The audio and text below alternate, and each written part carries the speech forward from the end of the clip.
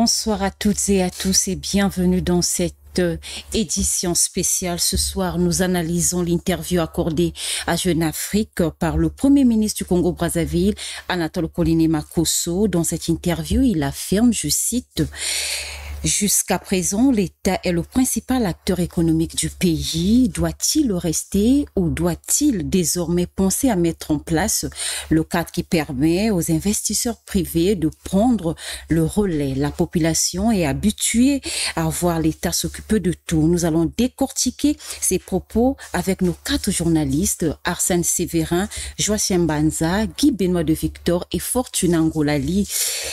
Chaque thème abordé par le Premier ministre sera analysé pour en comprendre les enjeux et implications. Bonsoir messieurs et bienvenue à tous. Bonsoir. Chers messieurs, avant de rentrer dans le vif de notre sujet de ce soir, une question à chaud. Pourquoi cette interview a suscité autant de polémiques depuis sa sortie? Prenez Fortuna. Merci Gabriel, c'est moi qui inaugure cette émission. Pourquoi l'interview a suscité autant de polémiques? Il faut savoir que nous sommes dans un pays démocratique, nous sommes dans un monde nanti des intellectuels. Nous avons aussi une population qui, depuis quelque temps, ne laisse pas passer inaperçu la politique du gouvernement, pour ne pas dire qu'elle est en partie dessus la politique du gouvernement. Donc, on ne peut pas être surpris ou étonné de constater que l'interview d'un Premier ministre, l'envergure d'Anatole Koliné-Makosso, passe inaperçu, sans que les intellectuels réagissent, sans que la population, à tort ou à raison, réagisse, sans que les médias aussi en parlent, et surtout que ça a été accordé à un confrère de l'international, donc qui n'est pas du Congo. Donc à un moment donné, ça ne peut que susciter. Mais il y a aussi son contenu. Donc quand je parle des intellectuels, il y a le contenu qui peut être diversement apprécié par les uns des autres, et donc chacun donne son point de vue par rapport à son ressenti, par rapport à la compréhension du sujet, par rapport aux éléments avancés par le Premier ministre. Mais ce qu'il faut retenir, on ne peut pas être dans un pays comme le Congo qui regorge beaucoup d'intellectuels, des sachants. Vous avez une population assez mûre et les médias qui se développent nuit et jour, et voir une telle interview passer inaperçue. Non. Ce n'est que normal qu'il y ait polémique, sinon l'interview n'aurait servi à rien.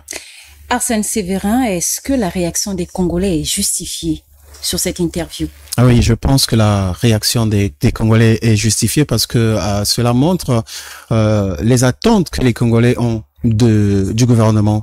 C'est-à-dire, le gouvernement a pris un certain nombre d'engagements, les 12 batailles et d'autres engagements qui se sont ajoutés. Donc, une sortie médiatique d'un chef du gouvernement, dans ce contexte, évidemment, les gens écoutent, interprètent diversement. Ça, c'est la première partie. Mais après, il y a aussi, comme disait Fortuna tout à l'heure, il y a les intellectuels qui interprètent et qui passent la main à la population, parfois qui ne lit pas le discours, qui ne lit pas à travers les lignes, qui lui passe la main. Ça peut être comme interprété comme de la manipulation ou bien une interprétation de seconde main. Peut-être qu'on reviendra dans l'émission, mais c'est normal que les gens réagissent parce que c'est quand même la sortie du Premier ministre qui est censé être peut-être, je pense, la 4e personnalité de l'État après le président de la République, le Sénat, l'Assemblée nationale, et c'est donc le Premier ministre quand il fait une sortie médiatique. Quand on sait que déjà, même sur le plan interne, les personnalités précédentes ne parlent pas souvent à la presse. Et quand vous avez un chef du gouvernement qui a la charge de régler les problèmes de Congolais, faire une sortie médiatique, évidemment, il faut bien que les gens réagissent. Joachim Banza. Merci bien, madame. Alors, c'est quand même une autorité nationale qui parle, donc sa parole ne peut pas passer inaperçue. J'ai entendu parler d'intellectuels, de démocratie, peut-être un peu de politique. Bon, le débat n'est pas que réservé aux intellectuels. C'est un exercice auquel tout citoyen peut se livrer.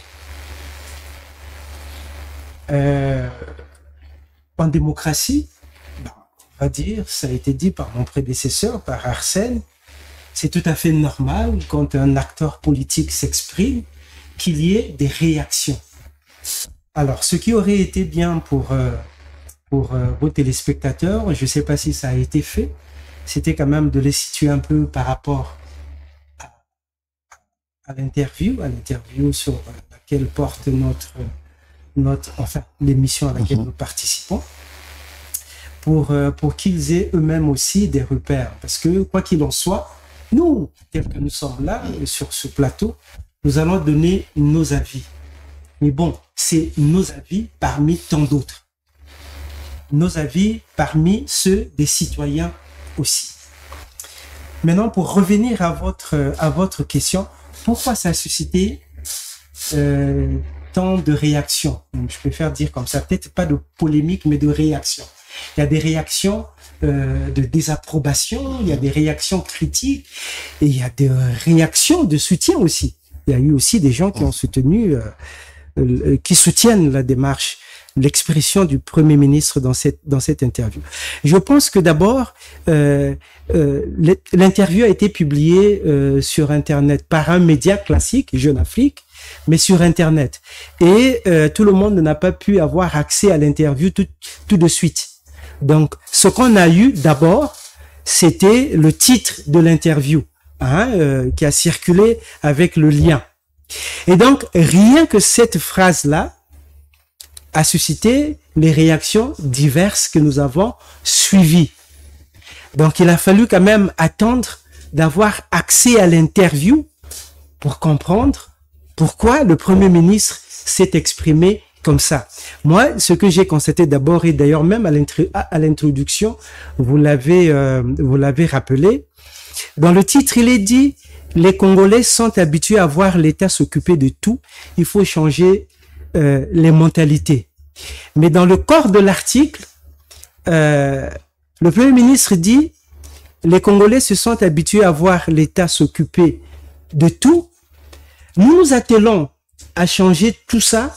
Il faut qu'on place le citoyen et l'investisseur au cœur du développement. » Et en tant que journaliste de presse écrite, je me suis dit, en réalité, la phrase qui exprime le mieux l'esprit de l'interview du Premier ministre, c'est la phrase qui suivait. Placer le citoyen et l'investisseur au cœur du développement. Puisqu'avant, il développe le fait que il faut changer de mentalité, la culture et tout. Donc, le titre qui a été donné, malheureusement, n'a pas tellement servi, si vous voulez, l'idée principale développée par le Premier ministre dans son interview. Peut-être que le journaliste a voulu titiller un peu les lecteurs à travers ce titre, Guy Benoît. Eh bien, excusez, merci beaucoup pour l'invitation et je crois que c'est un plaisir de retrouver sur ce plateau des éminents confrères. Je suis encore le doyen Joachim Banda qui nous revient et je suis que on va encore animer les débats. Bien. À propos de l'interview, vous savez que c'est normal. Dans une démocratie, dans un pays qui marche, parce que nous avons la diversité d'opinions, la pluralité des idées. C'est le Premier ministre qui a parlé, c'est normal qu'il y ait des réactions.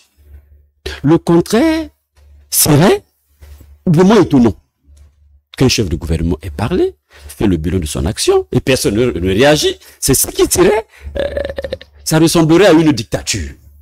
Vous voyez, c'est normal en démocratie, et c'est ce que nous cherchons. Il faut qu'il y ait des débats. Le Premier ministre a émis ses points de vue, a donné sa lecture de la vie politique et de son action, mais les hommes politiques devraient aussi réagir à propos. Qui est pour, qui est contre. C'est ça, la démocratie que nous cherchons. Donc je crois que c'est cela. Bon, maintenant, à propos de la réaction des uns et des autres, c'est les quelques phrases de trop, ou quelques phrases mal comprises, qui ont fait que les gens réagissent.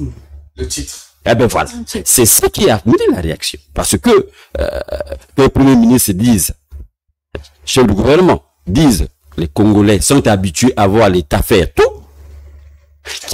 qu'ils se posent cette question-là, c'est quand même étonnant. Vous comprenez, c'est quand même étonnant. Parce que qu'est-ce que le gouvernement devrait faire? Qu'est-ce que les populations attendent du gouvernement? Des gouvernements dans un État. C'est quoi? Et surtout encore que c'est dit par un éminent membre du bureau politique du Parti congolais du travail, Parti social-démocrate, qui a pour mission de satisfaire les besoins des populations. C'est ça là que ce que prend la social-démocratie dans laquelle, parti dans lequel se trouve le premier ministre. Donc, on dirait que c'est un reproche qu'il fait aux populations. Mais les populations doivent quoi? Les populations doivent attendre quoi?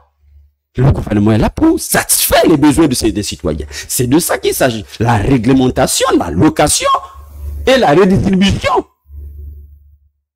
du bien public. Mais c'est ça le rôle du gouvernement. Bon, quand il oppose, c'est normal que les gens réagissent. Vous voulez dire un mot? Ben voilà. Gabriel, tout à l'heure, Joachim Banza parlait du titre. Hein, c'est-à-dire que la polémique était aussi attisée, j'ai envie de dire, par le titre. Il a dit, qui est sorti du contexte réel. Mais professionnellement, ça se comprend. C'est-à-dire que le média a voulu titrer pour susciter un peu d'engouement.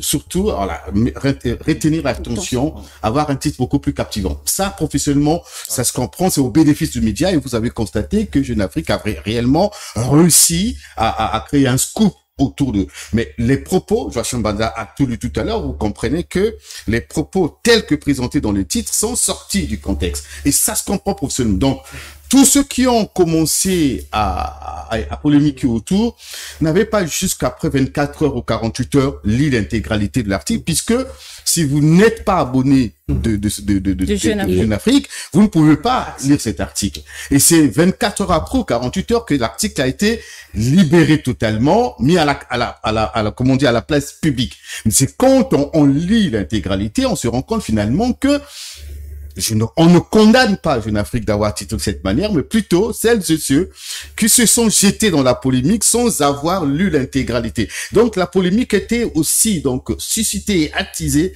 par le titre en réalité, qui en réalité n'est pas anti-professionnel. Madame, juste là-dessus, un petit témoignage par rapport à ce que dit Francina tout à l'heure. Évidemment, c'est la culture chez nous. Nous, à Save des Lives, le média que je dirige, nous avons l'habitude de faire des petites créations pour donner une information et on laisse le lien de l'article pour que les gens aillent lire. Le constat, c'est que on se limite à ce titre-là, cette création-là, et on commente. Alors, les commentaires les plus controversés, on trouve. Vous pouvez trouver 100 personnes qui viennent sur l'article, qui viennent sur la créa que vous avez faite, et puis vous avez peut-être 30 qui vont lire l'article dans le lien. Ça, c'est aussi culturel chez nous. Très peu de gens lisent, ils se contentent des titres. Dès qu'on a dit Tieleka, bon, Tieleka, c'est fini. Pourquoi on doit mentir à Tieleka alors que c'est dit Tieleka, ça veut dire la vérité et tout. Personne ne veut savoir pourquoi, en dehors donc du titre Tieleka, pourquoi il y a des articles plus controversés et là-dessus. C'est aussi un problème culturel, malheureusement, que nous subissons. On se limite au titre. Et même les intellectuels, les cadres, après, ça se suit. Il y a comme une certaine manipulation, comme je disais, de l'opinion. Parce que les intellectuels ont lu, ils ont commencé à donner leur point de vue par rapport à ce titre, sans lire l'article, qui est un long article. On va peut-être le décortiquer. Et là, chaque mot a sa place. C'est un raisonnement. C'est un raisonnement aujourd'hui. On va revenir justement quand on parle de l'État-providence est mort, alors l'État ne fait plus rien. On va en parler. C'est des phrases qui datent de 40 ans, de 30 ans aujourd'hui. Arsène Sévérin, nous allons aller sur la forme et le fond de cette interview. Je reste avec vous, Guy Benoît. Quelle lecture faites-vous de cette interview? Je crois que le Premier ministre a raison de faire son travail. C'est normal. Il a raison de communiquer. C'est normal. N'est-ce pas? Oui. Il faut que le gouvernement communique. Bon, ce qu'on peut déplorer, c'est qu'eux ne communiquent souvent qu'ailleurs, pas sur nos médias. Souvent ailleurs. Et peut-être que s'il était face à Sévérin ou à Ngolali, bon, on aurait pu aller dans la profondeur. Parce que ces gens vis-à-vis desquels ils s'expriment ne connaissent pas trop bien la réalité du Congo, de notre pays. Et parfois, ils laissent passer certaines choses comme ça, et puis ils ne vont pas en profondeur pour que le Premier ministre s'exprime mieux. Donc, je crois que moi, j'ai lu l'interview. C'est normal, mais il y a à boire et à manger dedans. Il y a à boire et à manger. Vous voyez, là-dedans, il y a des choses qu'on peut rêver pour un gouvernement responsable quand on fait un bilan, après combien d'années d'exercice, hein, tel que vous lisez l'interview, vous comprenez que le président par rapport a bien peint son bilan. Vous voyez? Mais que pense la population? Quel est l'impact de l'action gouvernementale dans la population? Est-ce que ça, on a regardé ça? Vous voyez? Est-ce que ça, on a regardé? Voilà pourquoi tout le monde veut parler. Tout le monde peut s'exprimer. Parce qu'aujourd'hui, les populations pensent qu'ils ne sont pas encore satisfaits. Le gouvernement n'a pas encore donné satisfaction à leurs besoins élémentaires. Vous voyez? Donc, c'est de ça qu'il s'agit. Et moi, je crois qu'il ouvre là la voie au débat. Donc, les politiques s'en saisissent aussi. Et pourquoi on en débatte? Pourquoi on voit clair? C'est ça qui manque dans le pays là. Et c'est pourquoi il y a certaines dérives. Le Premier ministre peut parler de la lutte contre la corruption avec la kyrielle des institutions qu'on a créées et de penser que c'est bien fait et qu'on lutte. Non, attends, on lutte au clair. Vous voyez, ça suscite des débats. On ne peut pas parler de l'électricité et de l'eau. Penser que c'est peut-être l'État qui dérange, mais est-ce que c'est l'électricité de bonne qualité? On y revient. C'est normal que le débat s'ouvre. Bon, Joachim Baza, vous en tant que professionnel, en lisant cette interview, quelle lecture, quelle appréciation faites-vous? Merci bien, madame. C'est la même question en fait que vous avez posée à Guy Benoît de Victor, et c'est une question importante. C'est-à-dire que il y a eu deux mouvements. C'est les deux mouvements dont Fortuné a parlé. D'abord le titre, avec le fait que l'article est réservé aux abonnés. Et bon, on est des journalistes ici, on peut déjà commencer par faire un sondage ici. Qui parmi nous est abonné à Jeune Afrique? Bon, je crois que personne. Ouais. Déjà là, on est dans un milieu de presse. Voyez-vous? Ouais. Vous voyez le problème. Et donc, la porte dont a parlé Arsène, quand vous laissez la porte, donc on prend une phrase, c'est normal, hein? Ça, professionnellement, comme il a expliqué, ça se passe évidemment. Comme ça. Donc on n'impute pas tort à Jeune Afrique. Non, ils ont professionnellement bien fait leur boulot. Mais politiquement parlant, on va dire, c'est comme si, voilà, l'interviewé s'est tapé un peu une balle dans les pieds. Parce que c'est pas la phrase qui reflète le mieux sa pensée. Quand on lit l'interview, madame, mais pour répondre à votre question, puis il faut se dire que c'est une interview rupture. C'est une interview de parler vrai. Guy Benoît de Victor a dit tout à l'heure, le Premier ministre a embelli son bilan. Non, il n'a pas embelli son bilan, mon cher. Il a été même modeste. Il a été modeste en reconnaissant que on n'a pas tout gagné. Il le dit, c'est clair là dans son interview. D'ailleurs, il utilise une image, une pirouette qu'on peut dire philosophique, mais qui est très parlante. Il dit, mais on ne peut pas gagner les 12 batailles. On ne peut pas gagner les 12 batailles. Ça peut être étonnant. C'est lui l'auteur des 12 batailles. Comment il peut nous dire qu'on ne peut pas les gagner? Donc, en nous le disant, à quoi il pensait. Mais tout de suite, il dit, si on les gagnait, c'est comme si la vie n'aura plus de sens. Pourquoi? Ben parce que tout simplement, la vie est un combat. C'est ce qu'il dit. Et continue en disant, moi j'ai fait mon parcours, j'ai fait ma part, ceux qui viendront vont aussi faire. Je crois que c'est modeste. Donc, il vient pas en vainqueur, il vient pas en quelqu'un qui a dit que j'ai tout fait. Non. Il regarde, il connaît. Et c'est là où, justement, il prêche. Enfin, passez-moi l'expression. Il suggère plutôt, pas il prêche, on va pas le réduire. Il va prêcher l'évangile. Voilà. On va prêcher l'évangile, non. Il suggère le changement de mentalité. Dans l'histoire du monde, il y a eu un pays qui a fait ça. Il y a un dirigeant qui a fait ça que nous connaissons tous. C'est en Chine. Vous savez, le père de l'éveil économique de la Chine, c'est Deng Xiaoping. Deng Xiaoping, voilà. Et justement, par rapport à l'idéologie officielle du parti, le socialisme, le communisme, le socialisme, enfin, oui, le communisme, voilà. Deng Xiaoping a vu que pour que mon pays se développe, il faut changer de mentalité. Et il a dit à ses compatriotes, mais enrichissez-vous. Il a dit à ses compatriotes, il est bon de s'enrichir. Il est bon de s'enrichir. On est dans un contexte communiste et tout. C'est un scandale et il a été combattu. Mais d'autres l'ont soutenu. Il est bon de s'enrichir. Et il a laissé comme idéologie, le socialisme chinois, c'est quoi? C'est le socialisme qui s'est enrichi du capitalisme. C'est-à-dire, il a dit, prenons ce qui est bon dans le capitalisme et mettons dans le socialisme, et vous avez la Chine d'aujourd'hui. Le pays qui est, on va dire, économiquement même, le plus riche du monde. Même si modestement, nos amis chinois ne veulent pas, mais aujourd'hui, c'est une puissance économique qui traite d'égal à égal avec les États-Unis. Et ça, c'est la vision d'un homme, Deng Xiaoping. Après, bon, il avait été battu et tout, il est mort. Mais quand je vois l'interview du Premier ministre, je me dis, il est en train de pardon, excusez-moi, de suggérer quelque chose, peut-être pas d'original, mais dit par lui, ça devient quelque chose d'original. Sorti de la bouche d'un homme d'État aux affaires, ça devient quelque chose d'original. Il dit, chers compatriotes, changeons de mentalité. Parce que sinon, voilà, on va pas vraiment se développer. Il faut que l'investisseur soit au cœur du développement. L'investisseur, c'est qui? C'est le citoyen, c'est vous et nous. Maintenant, on va dire, oui, mais on va démarrer avec quoi?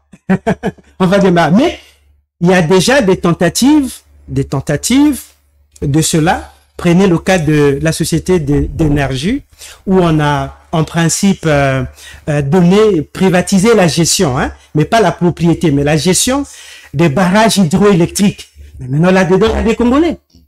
Hein, même si, évidemment, les compatriotes pensent ce qu'ils veulent, mais c'est des tentatives comme ça. Il faut que les Congolais arrivent à investir, qu'on ait, passez-moi l'expression, nos milliardaires qui investissent.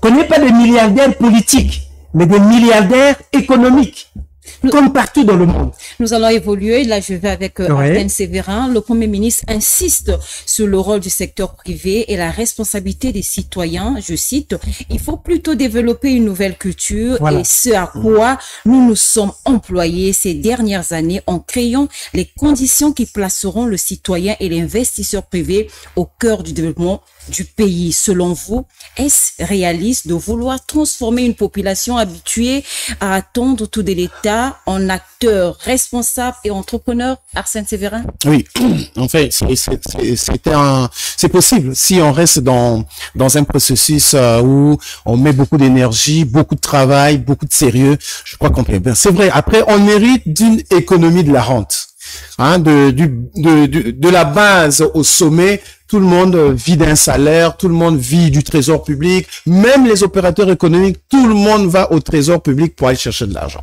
Les parents attendent les salaires pour s'occuper des enfants, même ceux qui n'ont pas d'emploi directement liés à la fonction publique, tout le monde va au trésor public. C'est un peu l'économie de la rente. Maintenant, laisser les gens créer de l'économie, il faut qu'il y ait des réformes. Je pense que c'est à ce niveau-là que le gouvernement fait des efforts. Les réformes, c'est toujours difficile de les faire passer. Pendant 4 ans et demi, le Premier ministre a travaillé sur un certain nombre de réformes, mais il y a des réformes qui ont la tête dure aujourd'hui pour que ça passe. Je prends l'exemple le climat des affaires. Il faut que ça démarre par là, les climats des affaires. C'est resté un véritable boulot. Vous savez, à un certain moment, le président de la commission climat des affaires avec les partenaires et tout ça, lorsqu'il se retrouve à l'époque, c'était le président de la République lui-même. C'est dire autant comment la question est importante. Il faut ouvrir. L'État a besoin de vivre des recettes fiscalo-douanières, mais en même temps, il faut favoriser, surtout quand il s'agit des nationaux. La réalité, c'est quoi sur le terrain? C'est que dès que vous ouvrez votre petite boutique devant votre portail, devant votre maison, le lendemain, vous avez tous les services de douane, des impôts qui débarquent chez vous, enfin, pour vous asphyxier et tuer l'affaire. Mais le fait aujourd'hui, si c'est dit par le Premier ministre, mais c'est dit depuis des années, replacer aujourd'hui le Congolais et l'investisseur, donc l'étranger, qui vient avec de l'argent, parce que on subit tous la même chose.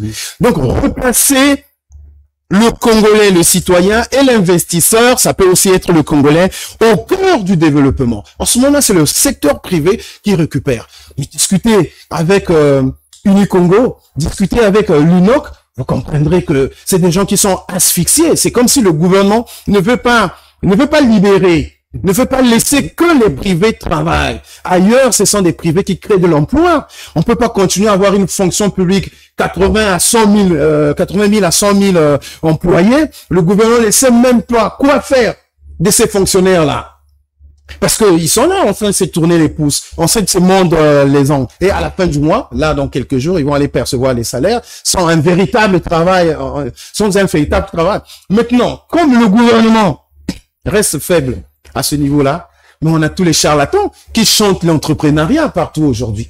Mais parce qu'on sait que c'est l'issue, c'est le chemin, c'est l'issue aujourd'hui du chômage, de la création de l'emploi. Il faut qu'il y ait de l'entrepreneuriat. Mais après, on a tous les charlatans qui arrivent. Je vais faire de l'entrepreneuriat, on distribue de l'argent, on crée ceci, on crée cela, et il n'y a pas de l'impact. Il faut que, comme le Premier ministre, lui, l'a dit, mais je crois qu'il annonce, parce qu'il s'en va.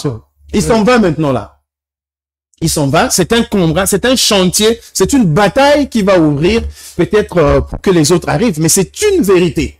Si le secteur privé ne crée pas véritablement de la richesse dans ce pays, nous continuerons de vivre de l'économie de la rente, on vend le pétrole, on vend le bois, on vend les mines, et puis on se redistribue de l'argent. Et c'est ça, tous les Congolais attendent ça. Pourquoi seulement vous?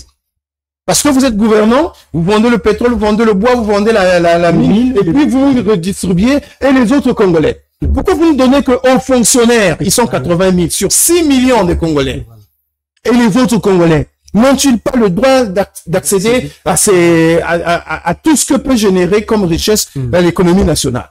Je crois que c'est un grand débat. On ne devait pas le mener avec beaucoup de passion.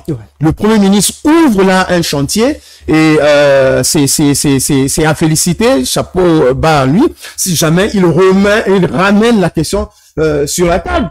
Parce qu'après, on a vu beaucoup de fois, on a parlé de ça, des lois ont été même votées au Parlement, mais souvent, on n'arrive pas à impacter la société, à apporter à faire changer la société. Les gens ont faim, les gens n'ont pas l'eau, les gens n'ont pas l'électricité, mais les privés peuvent le faire.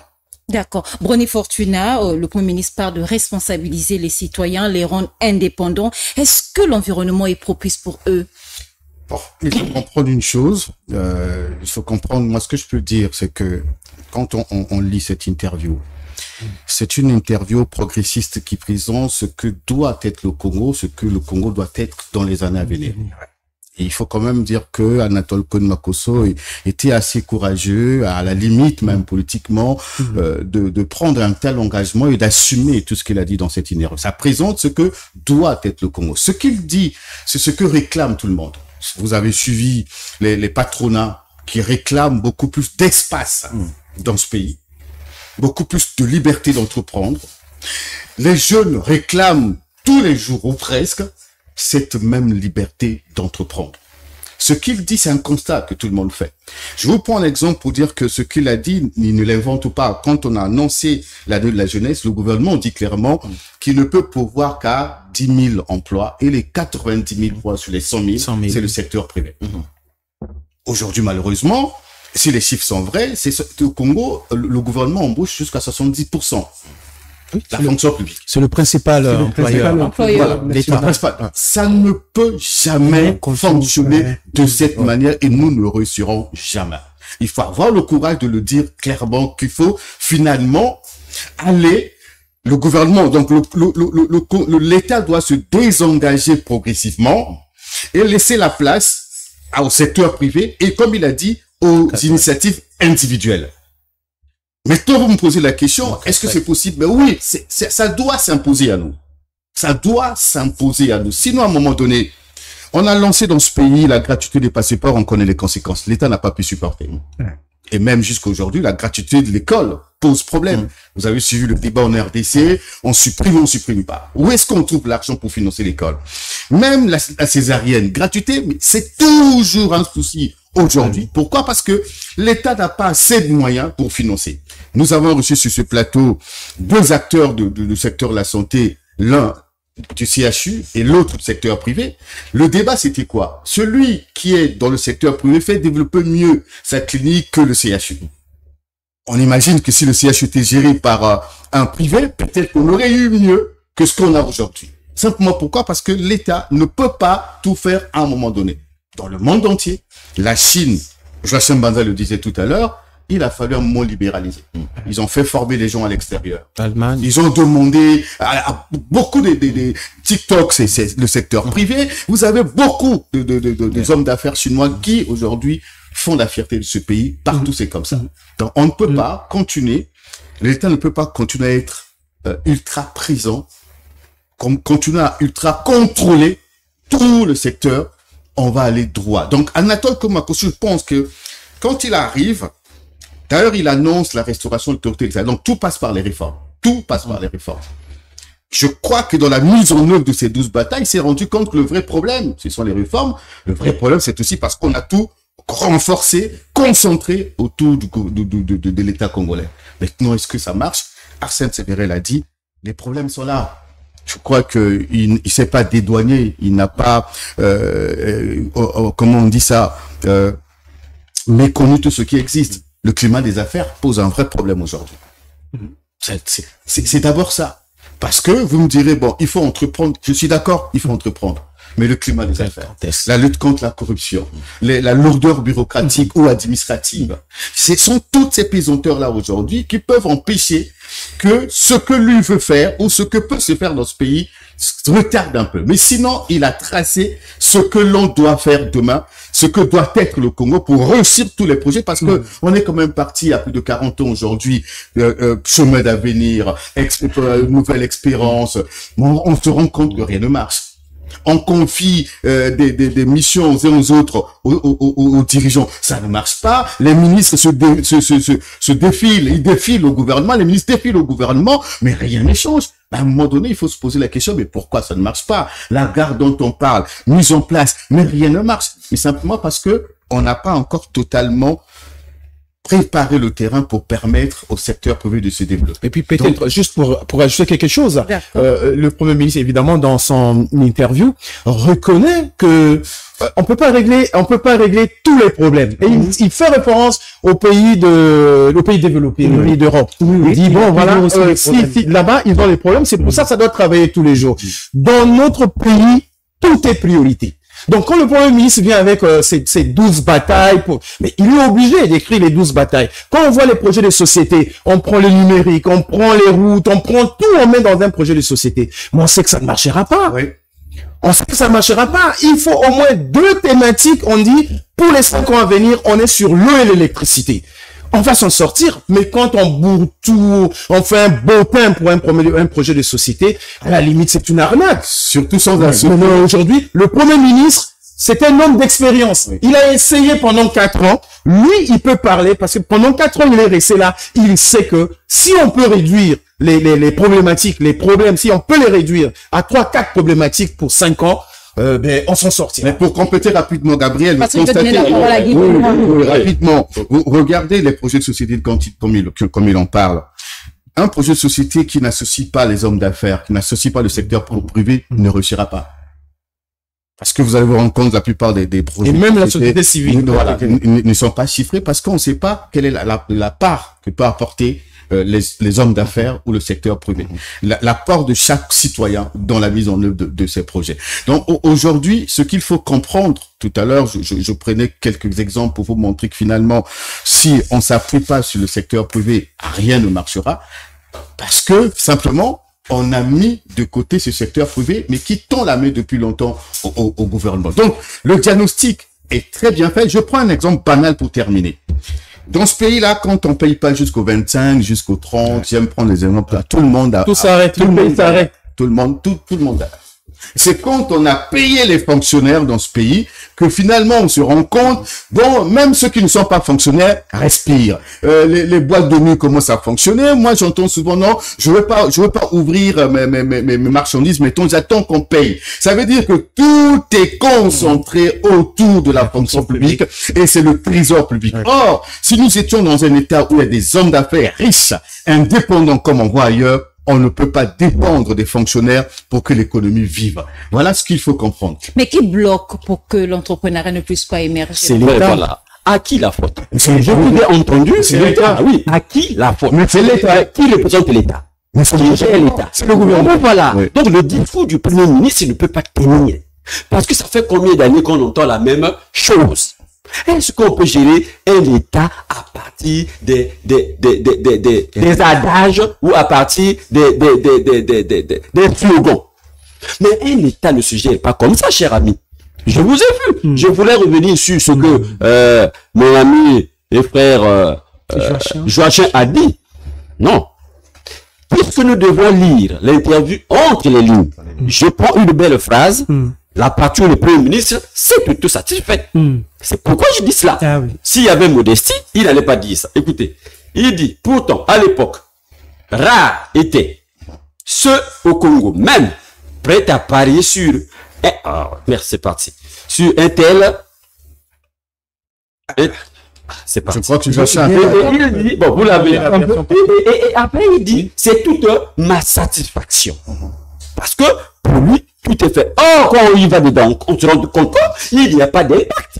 Monsieur, vous avez la partie, je crois que vous pouvez lire. On l'a dit une fois.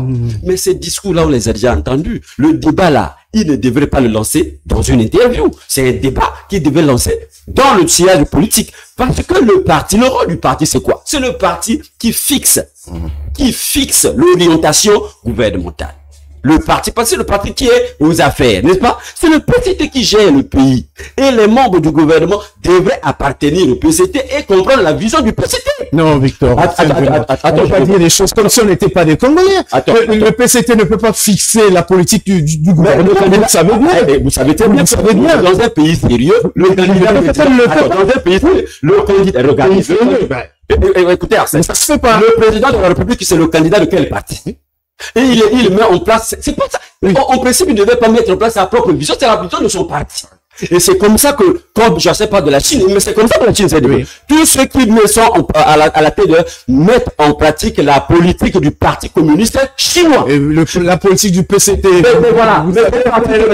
Mais voilà. Mais c'est pour que je dis, le débat là, pour qu'il ait les mains libres, il faut que tous les membres du parti comprennent que nous devons développer le pays en faisant ceci. Cela, tout le monde est d'accord. Oui. Or, dès lors que ce débat-là est lancé, vous allez voir que le parti ne s'en saisirait pas. Si c'est vraiment une vision, parce que de toutes les façons, un grand homme d'État, c'est un visionnaire. Il faut la vision. C'est la vision qui précède l'action. Donc, s'il a une vision, si c'est ça la vision que lui a, mais il ne devrait pas s'arrêter dans les interviews. C'est le débat qu'il faut engager dans le parti pour que tout le monde soit d'accord que pour développer le pays, il faut ça, il faut ces prémices-là, il faut assainir, il faut aller restaurer l'autorité de l'État. Pourquoi il a échoué? Il a lancé là. Mais pourquoi ça échoue? Parce qu'il y a des présidenteurs. Mais lesquels pèsent? Mais lesquels font ça? C'est ce que je veux dire. Donc, moi, je voudrais qu'on se comprenne très bien. Ce discours-là, c'est la première fois que vous l'avez suivi. Non, mais voilà. Tout à l'heure. Quand on parle du climat des affaires, vous savez que il y a ceux qui ont géré pensent qu'ils avaient déjà tout assez libre, que toute la réglementation est là. Il n'y a pas une loi qui manque là pour assainir les affaires au Congo. Il n'y a pas de loi qui manque. Il n'y a pas de loi qui manque pour lutter contre la corruption. Il n'y a pas de loi contre la corruption. Vous voyez, mais pourquoi ça ne s'enclenche pas? C'est ça que je voudrais dire. Le Premier ministre, oui, en le disant. Et les chefs du gouvernement, il n'est pas chef d'un système politique. Tout à l'heure, vous parlez du parti. Voilà. Le parti n'a pas de programme politique. Est-ce que ça devrait être la vision d'être l'individu? Guy Benoît de Victoire ne s'éloigne pas de ce que constate que je suis d'accord avec vous. Il épouse notamment que en attendant il épouse notamment avec lui. Mais je pense que c'est trop de discours dehors ce discours-là devait être tenu au sein du parti. Mais vous savez que nous avons les nous avons le forme pour qu'on mette en pratique. Cette question des terres avec Laurent, vous avez vu qu'il y avait vraiment une véritable dissension entre le gouvernement et les partis. Mais voilà, mais c'est comme ça que se développent les pays. On ne peut pas avoir les membres du parti qui sont à l'intérieur, il y aura un débat. Attends. Peut-être que si on est dans une affaire comme celle-ci, dans une responsabilité comme celle-là de développer le pays, est-ce que le parti devait être muet? Non. Quand il y a les dérives. Mais pourquoi le parti est muet? Pourquoi le Parlement, qui est majoritairement acquis le parti, pourquoi ils sont muets? Le Premier ministre est membre du pourquoi ils sont muets? Le débat, c'est d'abord là. Parce que ce parti-là, le parti-là, c'était un parti de débat et le débat était interne d'abord, avant de sortir. Il faut revenir aux fondamentaux du parti. Si le débat s'engage là, je crois que tout le monde serait d'accord qu'il faut aller en lutte contre la corruption aussi là. Parce que la plupart de ceux qui sont là dans la corruption, c'est les membres du parti. Mais pas, il veut tirer son épingle de là-dedans, il veut tirer son épingle de nous allons écouter Joachim Baza. Est-ce que vous partagez l'avis de Guy Benoît? Disons que je suis tout à fait, voilà, je comprends tout à fait Guy Benoît de Victor. Et on retrouve à travers son propos, évidemment, il le prend à chaud, une bonne partie de l'opinion qui réagit comme ça là, et c'est tout à fait normal. Vraiment, on entend à travers lui, on entend le peuple de la rue qui parle. Voilà. C'est très bien. Mais maintenant, quand même, ici... Le peuple responsable. Le peuple responsable. Mais quand je dis de la rue, c'est-à-dire que le peuple qui se manifeste. C'est ça le vrai cri du peuple. Voilà. Mais, quand même, on est ici pour comprendre les choses, parce que la confusion n'aide pas à avancer. Il nous faut avancer. Guy Benoît de Victor parle beaucoup du parti, mais quand même, remettant quelques éclairages. Le président Denis Sassou Nguesso a toujours été candidat indépendant avec comme symbole l'éléphant. Donc, bien sûr, son parti l'adopte comme son candidat. Donc, le parti, dans cette situation-là... Parenthèse, il est toujours président du comité central du parti du travail. Je suis pas là-bas. Toujours là, c'est le candidat. Je ne suis pas là-bas. Je veux seulement dire ceci. Je ne suis pas là-bas. Je veux seulement dire ceci, que dans ces conditions-là, le parti n'est pas l'instance qui peut fixer la politique gouvernementale. Parce que le président Denis Sassou Nguesso rassemble plus large que son propre parti autour de lui. Et donc, c'est tout ce monde-là qu'il écoute et de qui il tire la substance de son projet de société. Et le Premier ministre, je comprends tout à fait ce que vous dites, le Premier ministre arrive dans un contexte.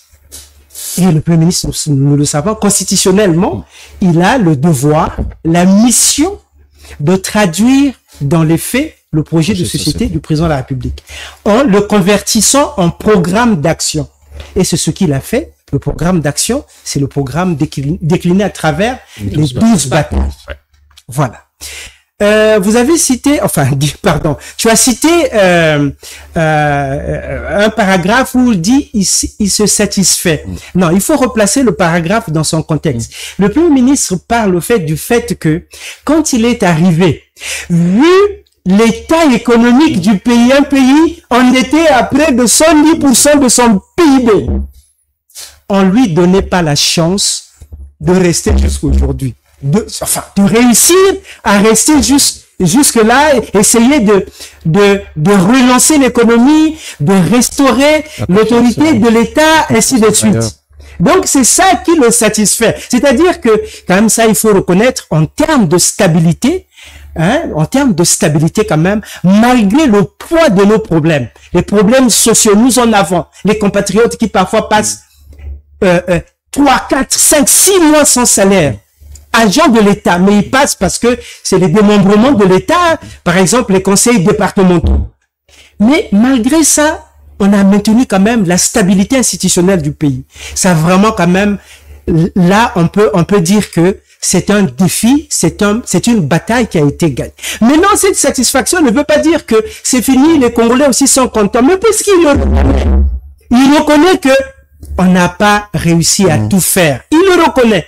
Hein, il y a des, mais il se donne la note d'ailleurs. Voilà, il se donne même la note 10 sur 20. C'est la moyenne. Mais 10 sur 20, c'est la moyenne. Quand on est en classe, on ne vise pas 10 sur 20. On vise d'avoir 15, 17. C'est dans le contexte de la construction des infrastructures hospitalières. Voilà. La note là vient. Maintenant, l'autre aspect important de l'intervention de Guy Benoît de Victor, c'est là où il dit, mais c'est toujours les discours, les mêmes discours, ça ne change pas. Guy Benoît de Victor, je vous ai donné l'exemple de Deng Xiaoping, qui est le père de l'éveil économique de la Chine. Il est mort presque, enfin, malheureux, passez-moi l'expression, mais pas autant, voilà, non, mais parce qu'il a été combattu. Il a été combattu. Son vis-à-vis, son adversaire, c'était Li Peng. Li Peng, c'est lui qui a été élu après. Donc, il a été combattu à cause de cette vision. Mais si aujourd'hui nous allons en Chine, c'est grâce à la vision de cet homme. On va dire, oui, Mao a fait la Chine, a rassemblé la Chine, a fait la Chine communiste. La Chine est devenue une nation, un pays, mais au-delà de tout, hein. Mais on va dire, Deng Xiaoping a développé économiquement. Voilà, le petit a développé la Chine. Et donc, pardon, pour terminer, le rôle dans cette interview, oui, le rôle simplement que le Premier ministre s'est donné, c'est de dire, je suggère une idée. Voilà une idée. Et je crois pas qu'il faut aller l'enfermer au niveau du parti, non. Il faut donner ce débat aux Congolais. Il faut libéraliser. Voilà. Il faut libéraliser. Il faut mettre l'investisseur au cœur du développement. C'est toute une politique. Parce que justement, les exemples que vous avez donnés, non, on n'est pas contradictoire. C'est pour tout appuyer. C'est simplement pour dire que oui, on peut le critiquer pour le fait que c'est lui qui a l'action.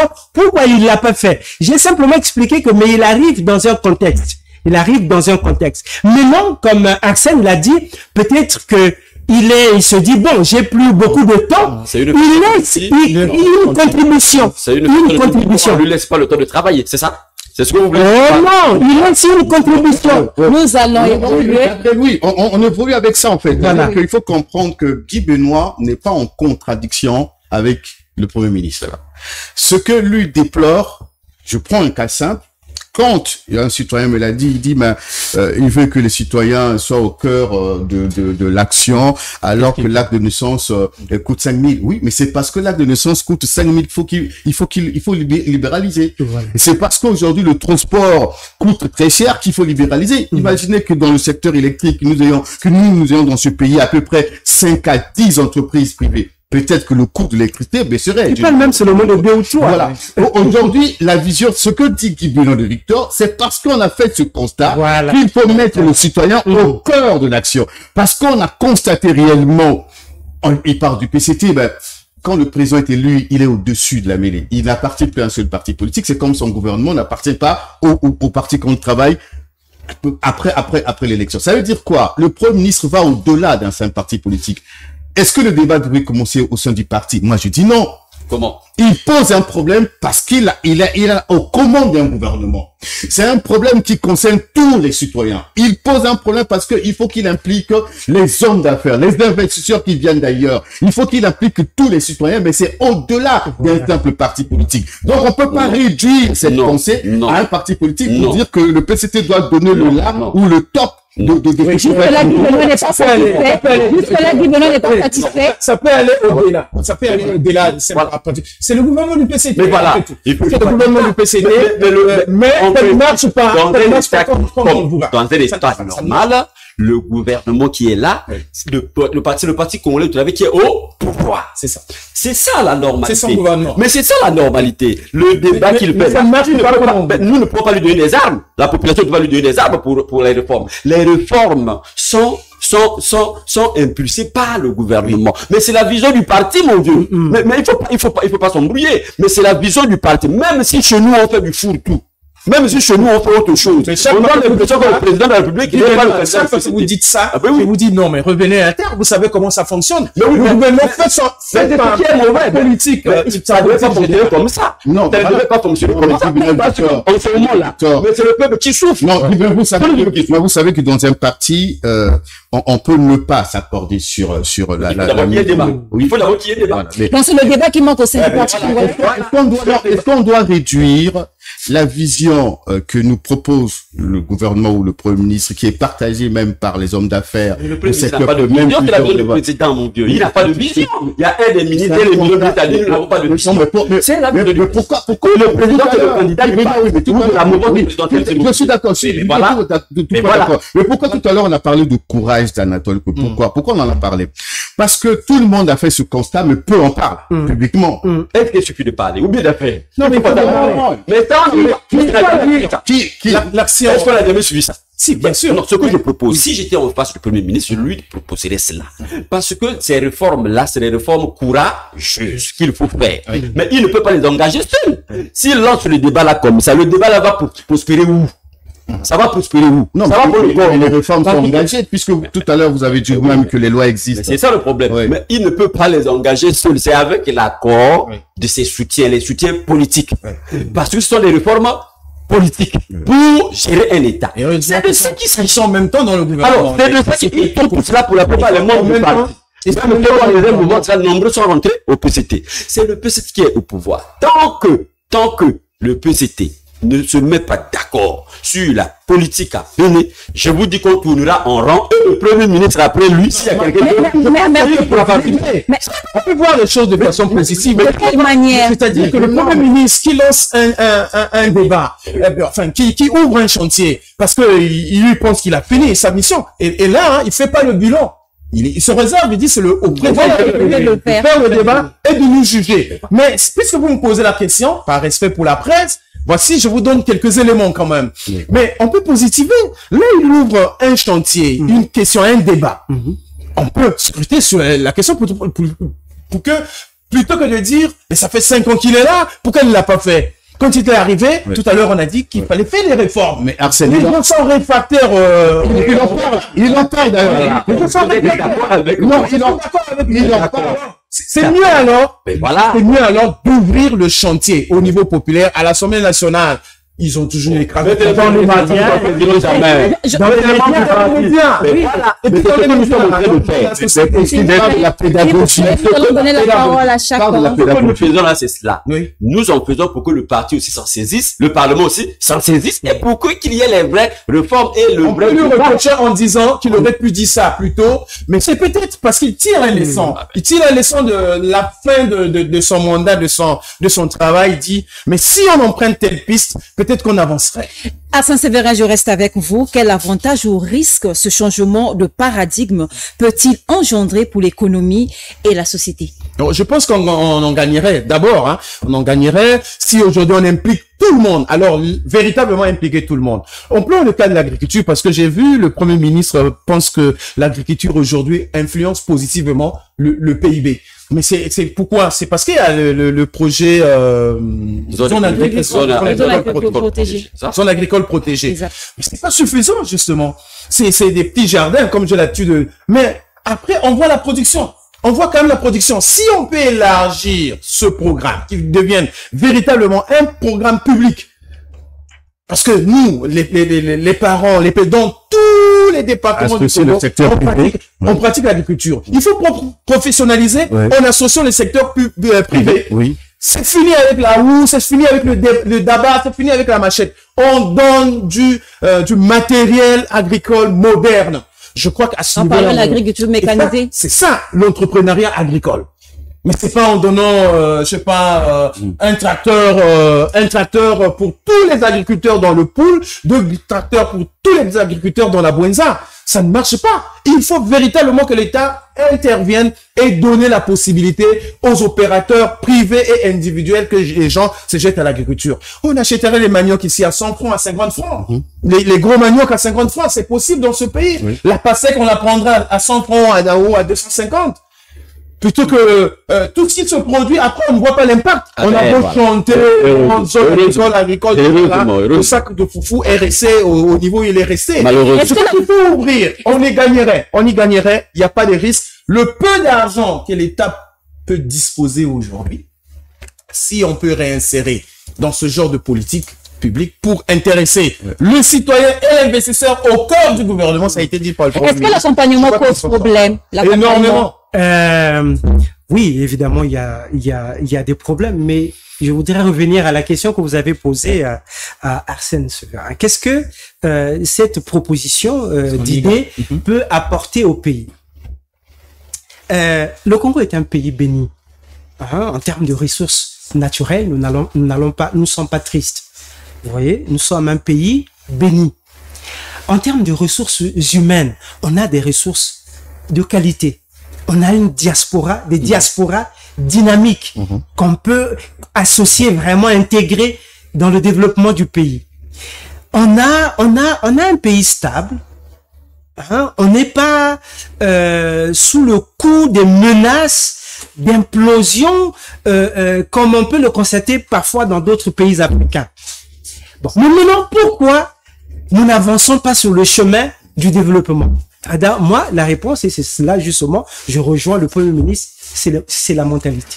C'est la mentalité, madame. Si nous ne changeons pas de mentalité, quels que soient les avantages qu'on a, on va pas avancer. Et voilà une proposition tout à fait claire, nette. On dit, bon, si on peut changer. Parce que, madame, je vais vous dire, vous savez, j'étais jeune journaliste quand on remarquait que, par exemple, le président d'un pays développé qui va en visite officielle, enfin en visite dans un autre pays, dans sa délégation, il prend des hommes d'affaires dans sa délégation. Absolument. Bon, nous, est-ce que nous avons cette habitude-là de prendre chez nous même le président des chambres de commerce dans la délégation? Je vous dis moi je vais dans tel pays, là-bas le Congo par exemple produit la canne à sucre et tout, on peut exporter là-bas. Bon, vous qui êtes de là, allons-y. Allez-y négocier les marchés. Mais on n'a pas cette mentalité-là. On n'a pas cette mentalité. C'est là justement où les changements de mentalité doivent s'opérer. On a fait le FIGA.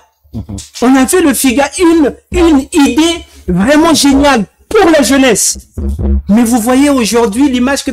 Allez-y comparer le même fonds en Côte d'Ivoire. Parce qu'on fait souvent des débats, on est là, comparez seulement le même fonds. Vous voyez seulement même le site internet du fonds de garantie en Côte d'Ivoire et le fonds de garantie auprès des entreprises au Congo. Vous allez voir, madame, c'est peut-être même le jour et la nuit. Donc, c'est les mentalités. Et le Premier ministre, à propos de la corruption, ou disons la lutte contre les antivaleurs, c'est un point important, parce que sur ce domaine-là aussi, il est beaucoup critiqué.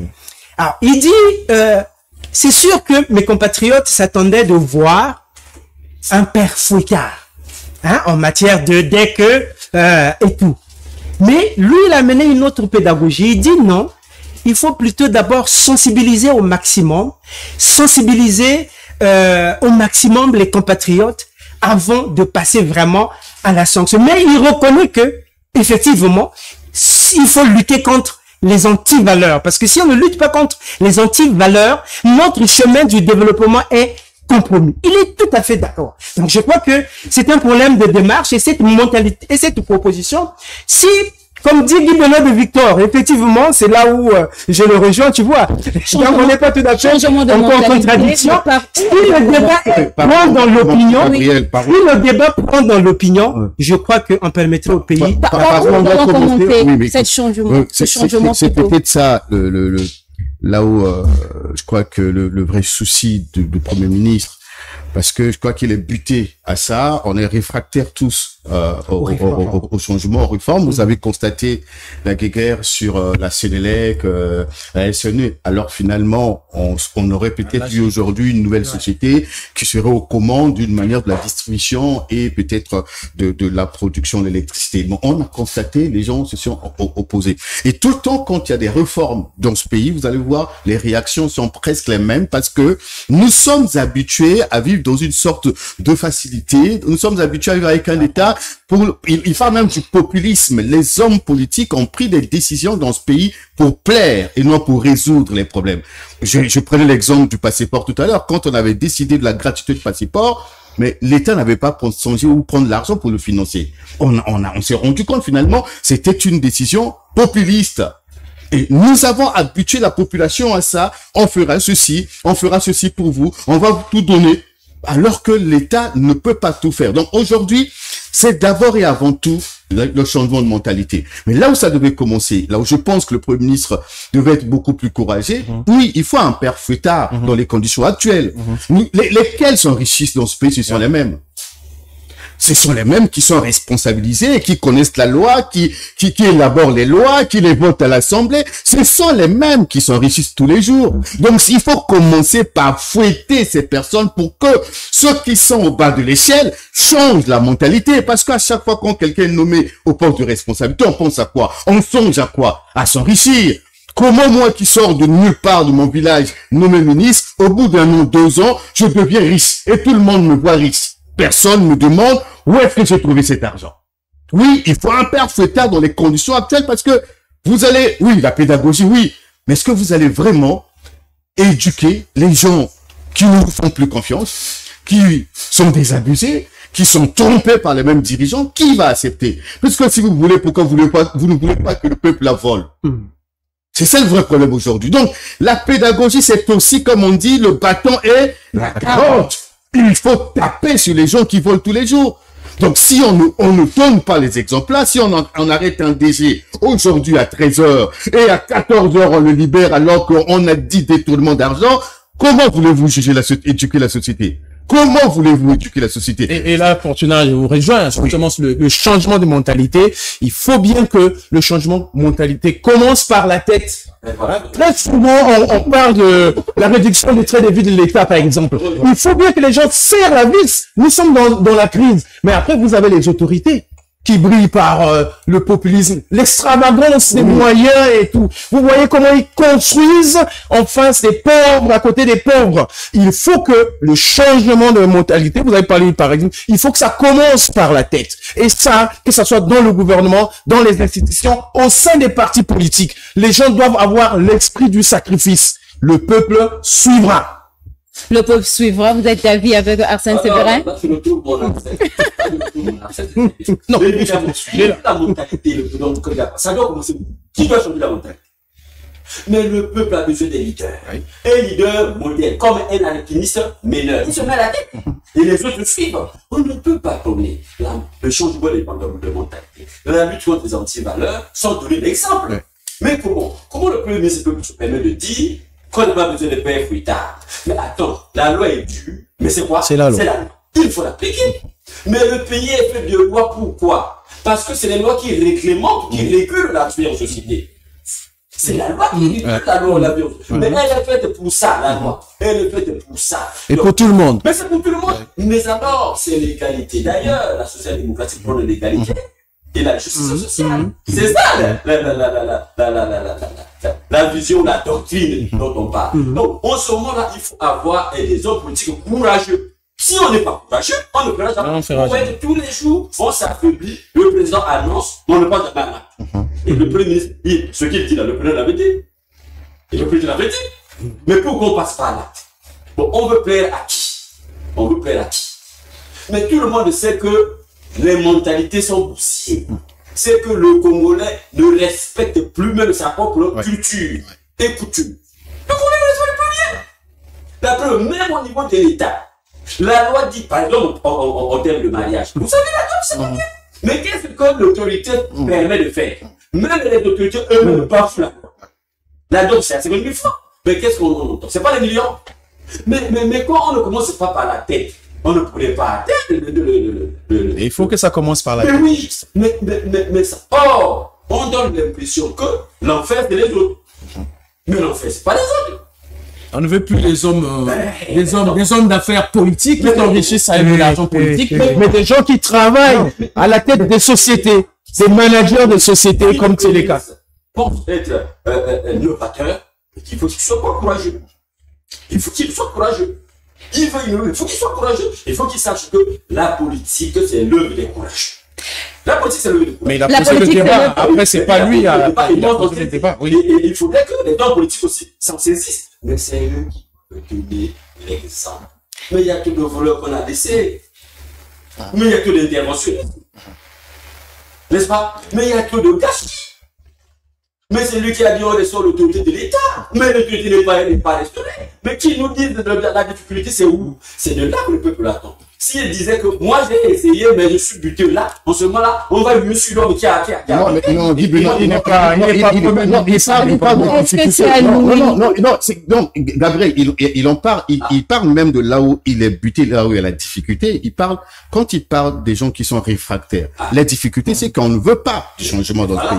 Il parle des décisions populistes. Il a dit, soyons courageux de dire la vérité. Nous avons pris des décisions pour plaire, mais pas pour résoudre des problèmes. Donc, il épingle là les vrais nœuds qui bloquent le réel développement. Même quand on veut aller vers donner la place à l'homme, au secteur privé, il y a toujours des gens qui bloquent absolument cette migration, cette ouverture vers le secteur privé et les initiatives individuelles. Il en parle. Le problème aujourd'hui, moi, ce que je peux dire, c'est que ce que le Premier ministre pose comme problème est très basique. C'est-à-dire que c'est même ça le fondement du développement d'un État dans le contexte actuel.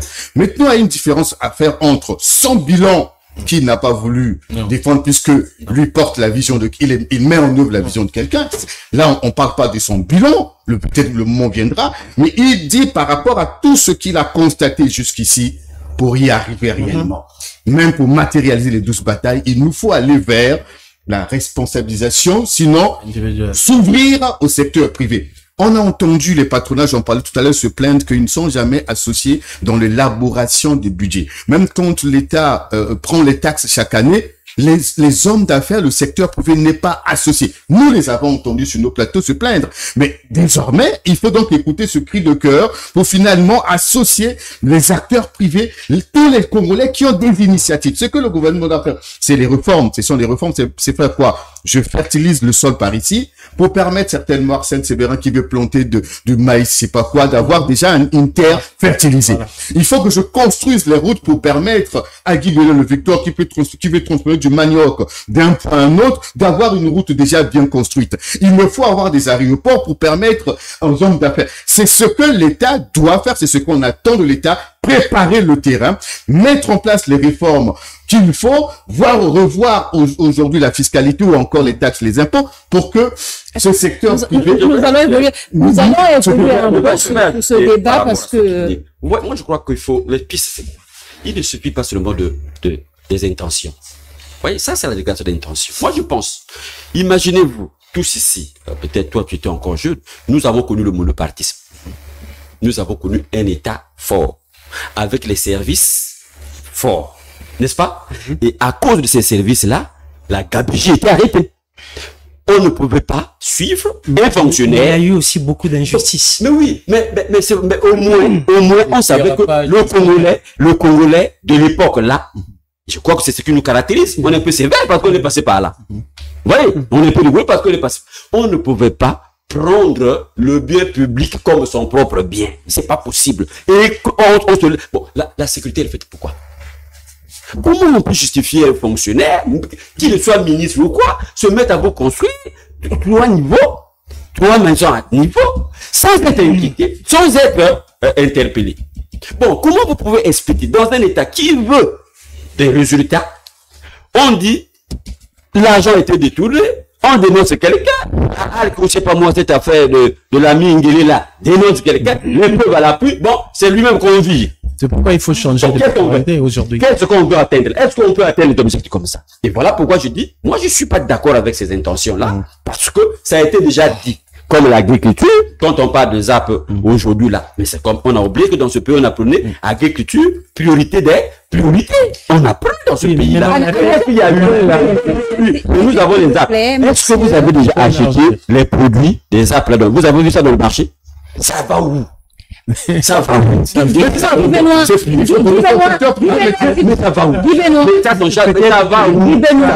Il faut que les médias fassent des enquêtes. Voilà, ça va. Moi, je me suis déjà mis dedans. Guy Benoît, Je me suis déjà mis dedans. J'ai déjà vu la piste. Voilà. Guy Benoît, dans cette même interview, Colline Makosso parle de l'État-providence et en tant que depuis plus d'un demi-siècle, il dit même, c'est même mort.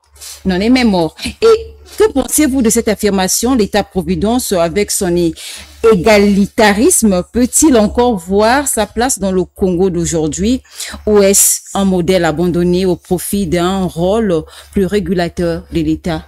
Très bien. Je ne suis pas d'accord avec le Premier ministre quand il dit ça. Moi, je ne suis pas d'accord. Pourquoi vous n'êtes pas d'accord? D'accord. Pourquoi? Parce que cette phrase-là, ça fait des siècles qu'on a entendu ça. L'État-providence. L'État-providence n'est plus. L'État-providence n'est plus. Qu'est-ce qui existe maintenant? Qu'est-ce qui doit satisfaire les besoins des populations? C'est quoi?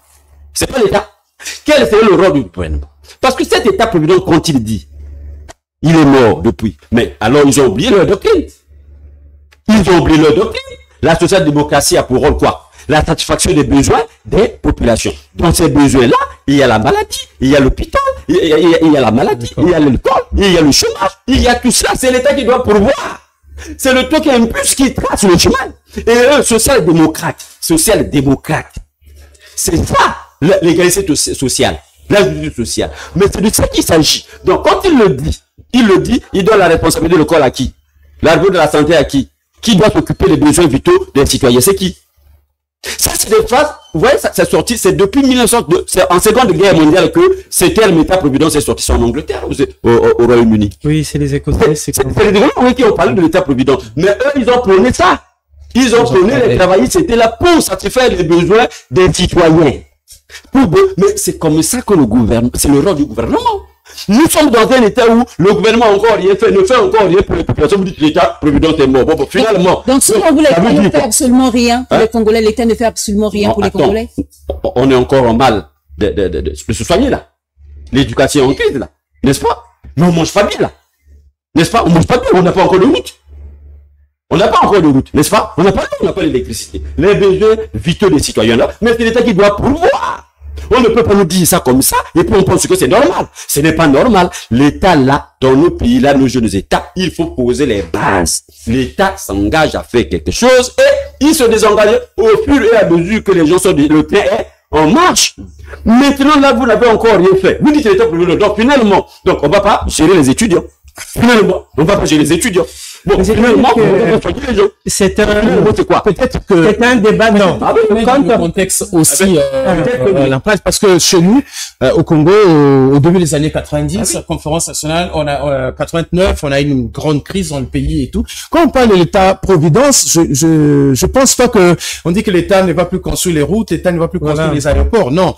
Mais en fait, pendant longtemps, je parlais de l'économie de la rente, l'État vous garantit la scolarité. Vous êtes à l'école jusqu'à l'université, l'État vous donne de l'emploi. La fonction publique est saturée en ce moment-là. Oui. L'État ne peut plus rien faire.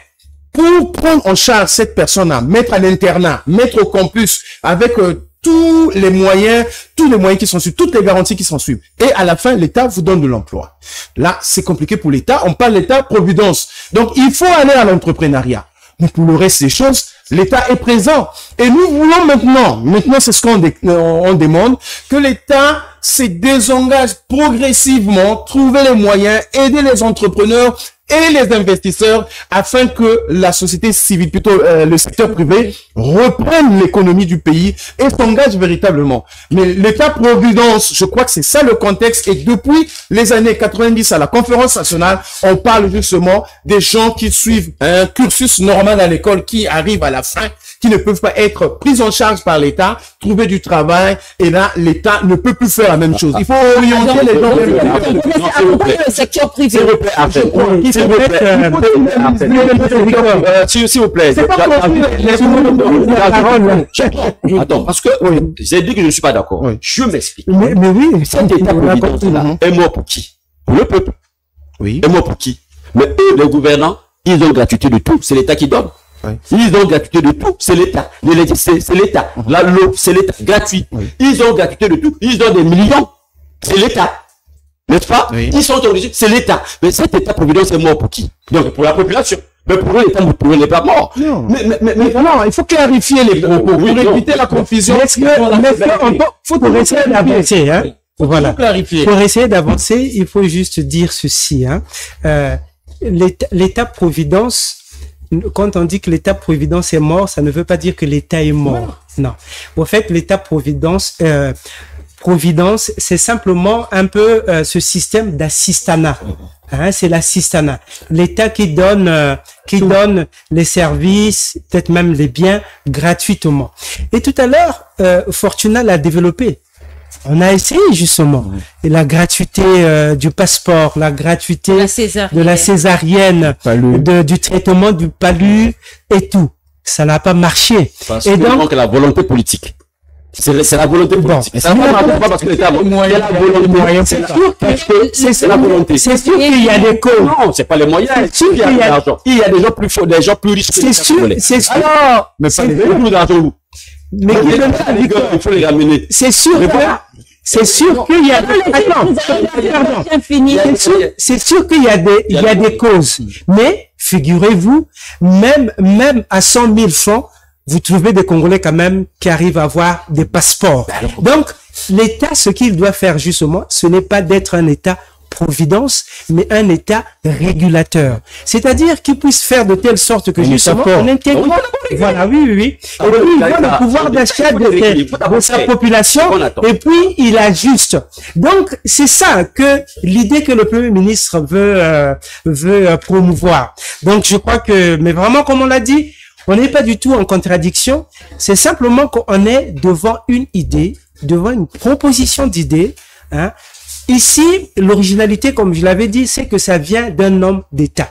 Si c'était fait par un leader politique, un chef de parti, bon, on aurait parlé et puis ça passe. Mais là, effectivement, c'est fait quand même par, on va dire, le numéro 3, non, 4 du numéro 4 du gouvernement. Pardon, de l'État. Le numéro 4 de l'État. Donc, quand même, ça mérite qu'on s'y arrête, qu'on regarde, qu'on analyse. Et vraiment, félicitations à Tchéléka TV d'avoir eu cette initiative de débat, parce que les autres médias, malheureusement, regardent tout ça de loin, alors que, effectivement, c'est une interview qui mérite qu'on en parle. Oui, mais Victor, il faut comprendre que ça peut être une figure de style quand on parle de la mort de l'État-providence. Nous l'avons tous compris. Chez les autres, ça marche. En Suède, en Suède, ça marche jusqu'à aujourd'hui. Mais le Congo, nous avons constaté quand on l'a déclaré, quand l'État a voulu tout faire par lui-même, donner les bourses aux étudiants, sponsoriser la santé, tout faire. On a constaté et donner du travail à la fin, mais que ça ne marche pas. C'est-à-dire que ça ne peut pas marcher avec nous au Congo. Ailleurs peut-être. Et donc, c'est pour cela qu'on déclare que quand on dit l'État-providence est mort, ça veut dire que c'est une politique qui a échoué, qui a montré ses limites, qui ne peut plus fonctionner. Et donc, on peut plus continuer à compter sur l'État-providence. Il faut aller donc vers ce qu'on a dit, autre chose. C'était ça. Parce que ça existe où d'ailleurs? Toutes les institutions financières internationales ne conseillent pas la politique où on va prendre tous les enfants qui sortent à l'université Marie-Wavi, ils sont 50 000 aujourd'hui, et puis on vous donne du travail à la fonction publique. Il faut bien que les gens aillent vers le secteur privé. Et c'est là où que le gouvernement pêche, parce que le gouvernement ne met pas en place les moyens pour que les gens aillent vers le secteur privé. Voilà. On est à l'État aujourd'hui. Mais tout le monde ne peut pas aller à la fonction publique. Ou dans l'armée, la gendarmerie. Ben oui, c'est de ça qui ça manque d'effort. On ne peut pas se cacher derrière les mots et les verbes et les figures de style. On ne peut pas se cacher. Le gouvernement est là pour ça. Le gouvernement est là pour ça. Il faut d'abord faire. Il manque la volonté politique. Regardez, vous parlez des étudiants, vous allez dire que l'État n'a pas d'argent, mais le président nous a démontré ici que les étudiants là pour les payer c'est 3 milliards. Mais les autres vont où? Les autres milliards vont où? Dans les poches des gens. Donc c'est pas, l'État n'est pas pour. L'État peut faire s'il y a de la volonté, s'il y a de la rigueur. L'État peut faire. L'État peut faire.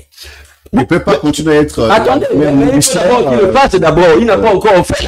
Parce que le problème, la mission de l'État, c'est quoi? C'est la régulation. C'est l'allocation et la redistribution. N'est-ce pas? C'est ça la fonction, les trois fonctions de l'État d'évidence. C'est ça. Non, mais Guy Benoît, vous savez, Attention, nous sommes là dans la doctrine. Oui. Hein, nous sommes là dans la doctrine. Exactement. Donc, si vous n'êtes pas d'accord, on va sur la Non, doctrine. non, vous savez, oui, que moi qui Mais cette Si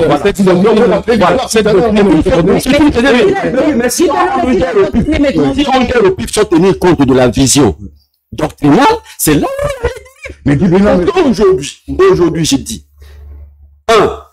le Congo a suffisamment d'argent. Vous oubliez. Mais n'oubliez pas que même le Congo est arrivé au point d'emprunter de l'argent aux gens. De prêter de l'argent. Mais ça, c'est des excuses. Il ne faut pas trouver des excuses aux gens qui gouvernent. Au contraire, il faut poser le vrai problème. Il faut d'abord restaurer l'autorité de l'État pour que tout le monde soit quitte, soit égaux devant la loi. En ce moment-là, l'argent qui s'évapore là, reste là où ça doit aller. Oh, l'argent va dans les poches des gens. mais vous avez bien fait tout à l'heure de rappeler l'histoire. Vous avez rappelé l'histoire tout à l'heure. Regardez tous ceux de la génération 70-80 qui ont été envoyés à l'extérieur par l'État congolais, aller se former en Russie, un peu partout en Chine. Quand ils reviennent, ils ont quelle mentalité? La fonction publique. C'est ça. La faute à qui? On n'a pas, c'est pour ça qu'on parle de l'État-providence. C'est l'État-providence qui a inculqué cette culture de dépendance. On va pas se sentir de dépendance où, quand on termine à l'école, vous avez étudié, je sais pas dans quel domaine, la première idée qu'on a dans son lit, c'est la fonction publique. C'est ce qu'on ne veut plus, c'est ce qu'on ne veut plus. Vous avez des doyens, des grands intellectuels comme Théophile Obenga. Oui. Je reçois à une émission qui dit carrément, il faut qu'on cesse. Il faut qu'on arrête avec cette politique quand vous avez terminé les études. Mais je vous dis qu'ils sont 50 000 à l'université Marine Ngouabi. On a entre 80 000 et 100 000 fonctionnaires. Alors, les 50 000, on les met. La faute à qui? Vous savez lesquels ça coûte? La faute. Non, parce que nous parlons.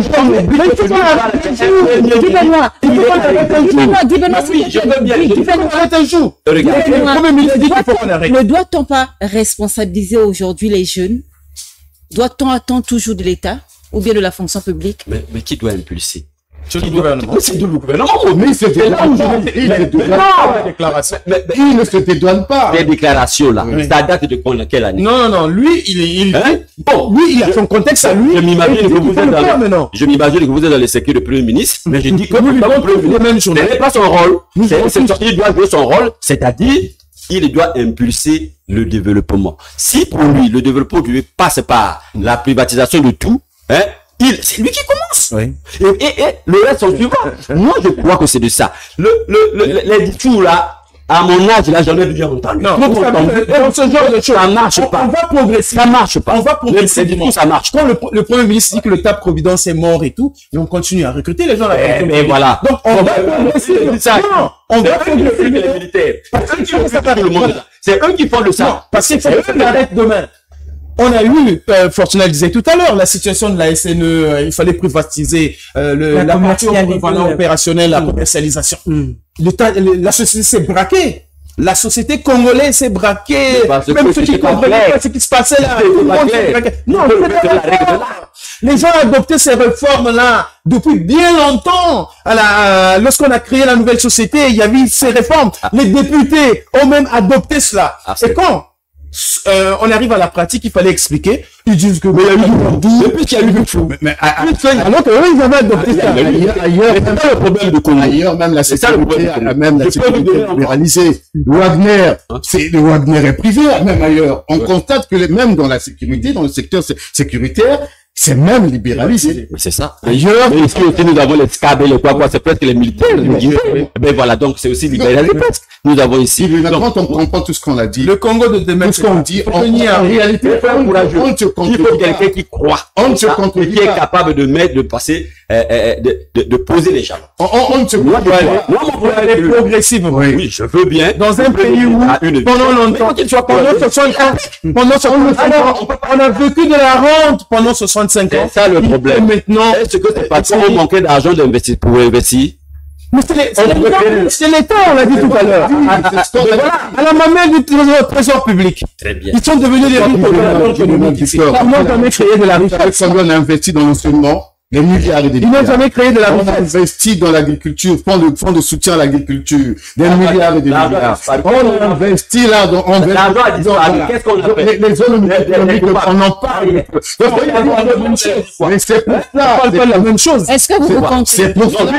C'est pour cela qu'il faut donner cet argent. Peut donner cet argent au secteur privé, puisque l'État a tout fait. Ça n'a pas marché. Les villes et les villages agricoles, les apps, c'est déjà un échec parce que si le secteur privé ne le récupère pas, ça va être un échec parce qu'on a déjà tenté avec les villages agricoles, ça n'a pas marché. C'est pour cela que les gens qui sont dans le privé sont beaucoup plus rigoureux. Mais ceux qui sont là aux affaires pensent que l'argent, ils peuvent en avoir à n'importe quel moment dans le trésor. Mais celui qui est dans le privé, comme nous autres, mais tu vas pas manger l'argent comme les grains de maïs. Ah non, tu auras une rigueur à mettre. Changer les mentalités. Voilà, le changement de Le changement de mentalité, c'est bien. Tous nous devons changer nos mentalités. Guy Benoît Makosso parle des 12 batailles menées pour le projet présidentiel et il affirme ces batailles sont permanentes et se mènent de façon continue, vous l'avez dit. Selon vous, ces engagements peuvent-ils être considérés comme des réussites tangibles au vu des résultats partiels sur des projets comme les hôpitaux? Joachim Banza. Mais je crois qu'on a déjà abordé vraiment tout ça. Ouais. Ça, Après, on n'est pas ici pour parler du bilan ou défendre le bilan du gouvernement. Nous discutions ce soir, je crois que vous avez bien posé le problème au début, c'est la vision que présente Anatole Cohn-Makosso de ce que doit être le Congo. Maintenant, contre 12 batailles, on sait que les 50% dont il parle, ça concerne les hôpitaux. C'est pas qu'il a gagné ou encore il a réussi à matérialiser les 12 batailles à 50%. Ah non! Ouais, non, on peut pas, si on voulait qu'on en parle, on en parlera, mais je crois que on peut pas faire du bilan ce soir, c'est pas possible. Mais Colline Makosso se félicite aussi pour l'assainissement de nos finances publiques. Elle doit être précédée d'une pédagogie suffisante pour gagner en légitimité, en efficacité. Cette stratégie est-elle crédible pour moraliser la vie publique en tenant compte des régies financières? Beaucoup de choses restent à faire. Nous avons parlé de la lutte contre la corruption qui reste encore un chantier énorme. Et ça, on peut pas se le Et puis, on a dit aussi que la pédagogie ne suffisait pas aujourd'hui. Il y a eu tellement des crimes économiques. Voilà. On a détruit le trésor public au vu au sud de tout le monde. Aucune action en justice, rien du tout. Donc, il faut bien que la haute autorité de lutte contre la corruption, il faut bien tout ce qu'il y a autour, même la CID, tout ce qu'il y a autour, il faut que ça se mette en branle pour que justement qu'il y ait de la correction. On a assez fait de la pédagogie. On voit le président de la République chaque fois, même à l'investiture, à son dernier discours d'investiture, il est revenu sur ça. Je pense que la pédagogie, on en a assez fait dans les églises, dans les écoles, dans nos familles. Maintenant, l'argent de l'État, si vous mettez la main, les responsabilités sont établies. Vous devez être sanctionné. Guy Benoît l'a dit, les lois existent. La HALC est renforcée, c'est bien, mais combien de gens ont été interpellés par la HALC qui étaient en prison? Mais j'ai été quelque part dans une institution où j'ai été scandalisé d'entendre que la Cour de compte n'est jamais passée là-bas pour le contrôle. Alors que cette institution existe depuis plus de 20 ans. Moi, j'étais scandalisé d'entendre ça. Pourtant, la Cour des comptes existe. Donc, il y a beaucoup de choses qu'il faut faire. Il faut fouetter. Il faut fouetter, mais il y a des questions que les Congolais ne cessent de se plaindre. Nous parlons de l'électricité. Comment évaluez-vous aujourd'hui la politique énergétique du gouvernement? Mais on parlait tout à l'heure de l'une des réformes dans ce secteur-là, qui a été les réformes démarrées depuis 2002, si je me trompe pas, mais butées aujourd'hui parce que on connaît l'histoire de ce qui s'est passé. Et le gouvernement, le Premier ministre le dit dans son discours, il n'était pas soutenu, il n'a pas eu le soutien populaire pour continuer avec cette réforme. Mais il est qui face à la population? Il est qui face à ce peuple qui ne veut pas pour le moment changer de paradigme? Il est qui pour dire finalement je force les choses malgré les députés ont déploré ça? Vous vous souvenez de comment le président de l'Assemblée nationale l'avait interpellé pour dire mettez d'abord cette question en pause. Voilà. Donc, à un moment donné, il a dit clairement qu'il pouvait pas continuer avec ces réformes-là quand on sait que ceux qui sont dans cette affaire-là, dans cette société, n'ont pas voulu. Vous avez vu comment les syndicalistes ils sont braqués.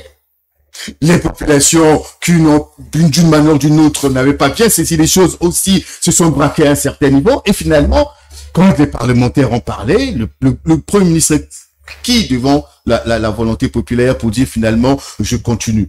Et là aussi, le gouvernement ne lâche pas et il reprend ses responsabilités. Il laisse pas un pays dans l'obscurité. Bien qu'on sait qu'aujourd'hui, la gestion de l'électricité ou la fourniture de l'électricité, c'est le chaos dans le pays. Mais après, ils ne lâchent pas. Ils sont allés chercher de l'argent auprès de la Banque mondiale, près de plus de 60 milliards de francs CFA, pour résoudre ce qui semble être l'énigme aujourd'hui. Donc, la ligne de transport d'électricité entre Brazzaville et Pointe-Noire, parce que Pointe-Noire est devenu aujourd'hui le principal port de fourniture d'électricité au Congo, avec la centrale électrique du Congo. Mais la ligne qui transporte l'électricité, elle n'est pas fiable. Donc, les 60 milliards de francs CFA ont été accordés au Congo pour construire. Donc, c'est toujours, en fait, le gouvernement qui est dans la manœuvre pour dire, bon, oui, l'État-providence est mort, mais est-ce qu'on va continuer comme ça alors que les privés peuvent prendre des parts pour construire les lignes d'électricité et rentrer même dans le pool énergétique, l'Afrique centrale, construire dans le nord, dans le sud, à l'est et à l'ouest. Malgré tout, le gouvernement reste au centre. Et il n'est pas démissionnaire, mais comme c'est le gouvernement qui doit tout faire, les résultats sont parfois catastrophiques pour des choses qui on doit palper aussitôt. L'électricité, où c'est les Noirs dans les quartiers de Brazzaville, le Pointe-Noire. Tout le monde le constate. Le Premier ministre peut faire un discours enjolivé et tout, mais tout le monde constate qu'il n'y a pas d'électricité, il n'y a pas l'eau. Et là, il y a des efforts à faire. Le taux d'accès est très faible aujourd'hui. 2025, 21e siècle quand même, on parle encore des 46% d'accès à l'électricité, à peine 60. Et là encore, on parle des 50%. Vous avez de l'électricité de 7h à 14h et puis vous attendez 2 jours et ça va revenir. On peut pas vivre, on peut pas entreprendre, on peut pas faire ça. Heureusement que le gouvernement, ils comprennent et ils restent dans le jeu. Parce que s'ils démissionnent, s'ils se retirent, je pense que ce serait la catastrophe. Peut-être c'est à cause de ça aussi parfois, pour ces secteurs sociaux tels que l'eau, l'électricité, le transport, le CFCO et tout, le gouvernement n'a toujours pas voulu lâcher, donner à un privé. Peut-être aussi c'est à cause du poids de ces sociétés, beaucoup de dettes, le passif est très lourd dans ces sociétés. Parfois même les repreneurs hésitent un peu de prendre, mais le gouvernement ne doit pas reculer, malheureusement. La question de la délinquance juvénile aussi a été évoquée lors de cette interview. Aujourd'hui, est-ce que les initiatives comme les centres de rééducation ou les programmes d'encadrement suffisent-ils pour traiter l'incivisme? Guy Benoît. Ah ben oui, attends. Nous parlons de changement de mentalité. Ça passe par l'éducation. Ça passe par l'éducation. Moi, je suis passé, je suis enfant du mouvement national des pionniers. Je suis allé à l'UGC. Mais c'est ça. C'est là-bas qu'on apprenait tout. Le pionnier était un militant conscient et efficace de la jeunesse. Il ne peut pas tout chose plus que de tout. Mais c'est des choses qu'on devrait enseigner dès l'école. L'instruction civique, les centres comme ça ne peuvent pas manquer dans un pays sérieux. Parce que l'éducation nationale, ça s'appelle l'éducation nationale. L'éducation nationale, c'est déjà là. Nous, il y a des gens qui ne connaissent même pas pourquoi ils doivent gérer le pays, pourquoi ils assument telle fonction. Ils pensent qu'ils le font pour leur famille. Mais c'est ça qui est grave. Et c'est là où il y a les dérives. Il faut les centres d'éducation. Avec tout ce que nous avons comme phénomène ici, comment on va redresser ça? Et c'est pourquoi, parfois, je suis estomaqué de comprendre que 60 ans après, on doit passer à l'éducation, à la pédagogie, dire aux voleurs ne volez pas. Est-ce que on peut demander à quelqu'un qui a les dents assorties de fermer sa bouche et il y restera pendant 1 minute ou 2 minutes? Il va revenir. On ne peut pas dire aux voleurs, tel qu'on a vu à Mayamaya, la halte va, dit-on, pour éduquer les gens là-bas pour qu'ils ne volent pas. Est-ce qu'on a cessé? Est-ce qu'on a cessé? Vous voyez? Donc, moi, je crois que je ne suis pas pour tout ce qu'on dit là. Il faut les centres d'éducation et de rééducation. Vous voyez? C'est pourquoi ce que le Premier ministre a dit, s'il ne veut pas être, puisqu'il pense qu'il ne peut pas être un père fouettard, donc il faut des centres d'encadrement, d'éducation et de rééducation, des dérives. Comment on va recadrer ces gens-là? Les bébés noirs là, on va les recadrer comment? Vous pensez que seulement à la maison, le père va encore donner l'éducation à l'enfant là?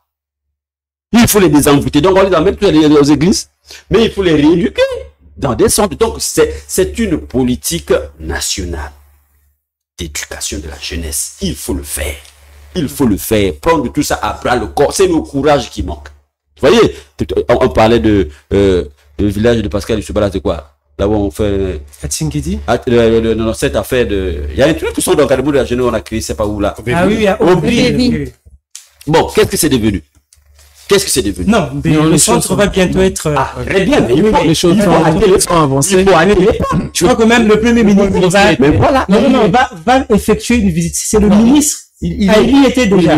Il a été reçu par le ministre. Le ministre qui était déjà sur place. Là, c'est un centre de désintoxication pour tous ces jeunes consommateurs de tramadol, machin, tout ça là. Amadingou. Il faut arrêter les pas. De manière générale aussi, il faut dire, Continuer. toutes ces questions-là exigent à ce que le système de manière globale fonctionne aussi. Il faut que la justice fonctionne. Mais la justice même aux premiers étages, c'est-à-dire au tribunal d'instance, dans les quartiers, dans les arrondissements. Il faut que ces systèmes-là soient bien opérationnels, fonctionnels et proches des populations. Il faut qu'on ait un système, les forces de l'ordre, donc la police, la sécurité. Il faut pas que les commissariats de police, les brigades de gendarmerie soient simplement des endroits de détention de gens. Non, c'est des véritables centres administratifs, d'encadrement de la population, ainsi de suite. C'est ce qu'on voit ailleurs, voyez-vous. Et c'est tout ça qui participe à l'encadrement de la jeunesse. Il faut aussi que l'économie tourne. Parce que quand l'économie tourne, elle crée des emplois. Vous savez, madame, moi j'étais un peu hébété de constater que pendant que nous, au Congo, on traînait avec un taux de croissance à partir de 2020, la Covid et tout, on était à 1, on est même tombé à 0 et tout, et puis bon, ça végète à 2. La Côte d'Ivoire a un taux de croissance pratiquement à 2 chiffres, 8%. Voyez-vous? Donc, c'est pour dire, à chaque fois on dit, oui, le contexte international, la crise, oui, le contexte... Non. Nous savons qu'il y a beaucoup de problèmes internes, et c'est ceux-là, bon, donc Guy Benoît a parlé, que Fortuna a évoqué, c'est ça, ne nous voilons pas la face. Parce que, madame, je vous dirais seulement une image. On a parlé de milliardaires. Je lui dis, Deng Xiaoping, quand il a dit à ses compatriotes, enrichissez-vous, c'était un scandale politique. Parce que c'était pas l'idéologie du parti. On peut pas dire, dans un contexte communiste, enrichissez-vous. Et pourtant, il l'a fait. Il l'a dit. Et voilà la Chine que nous avons aujourd'hui. Madame, je vous dirais tout simplement, si dans un pays, vous n'avez que des milliardaires politiques, je crois que quelque part, c'est une malédiction. Il faut avoir des milliardaires tels qu'on les a connus, les Ebina, les Ntietier, les Kulunda, des hommes d'affaires dont on sait, aujourd'hui on parle de Dangote. Ben voilà. Où est le Dangote congolais? Où est le Dangote congolais? C'est ça, pour qu'un pays avance, il faut que sa population ait la culture d'accumuler, de s'enrichir.